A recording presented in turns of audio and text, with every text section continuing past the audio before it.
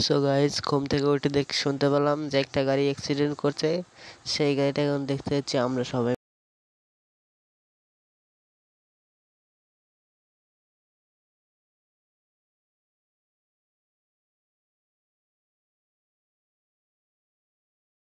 So guys, আমরা এখানে এসে দেখতেছি যে একটা বড় MB3 সোনালিকা গাড়ি এসে যে অটোটার সাথে অ্যাক্সিডেন্ট করিয়া চলে গেছে।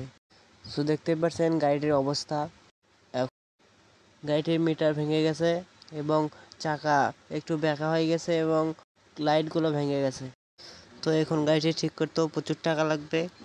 এখন দেখতে পাচ্ছেন কি অবস্থা, এবং এরকম একটা সোনালিকা গাড়ি এসে ওকে অটোর সাথে ধাক্কা দিয়ে চলে গেছে। এখন এই গাড়িওয়ালাকে জিজ্ঞাসা করা হইতেছে যে ওই গাড়িওয়ালাকে দেখছে কি না।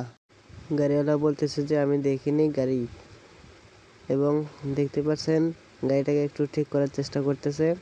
তো আপনারা যারা গাড়ি চালান তাদেরকে বলতেছি গাড়িটা একটু দেখে শুনে চালাবেন এবং সাবধানের সহিত চালাবেন, কারণ দুর্ঘটনা যখন তখন হতে পারে। তাই দেখে শুনে গাড়ি চালাবেন এবং আস্তে আস্তে গাড়ি চালাবেন। তো আরেকটা কথা বলে আপনাদেরকে, ভালো হয়ে যাও মাসুদ, ভালো হয়ে যাও।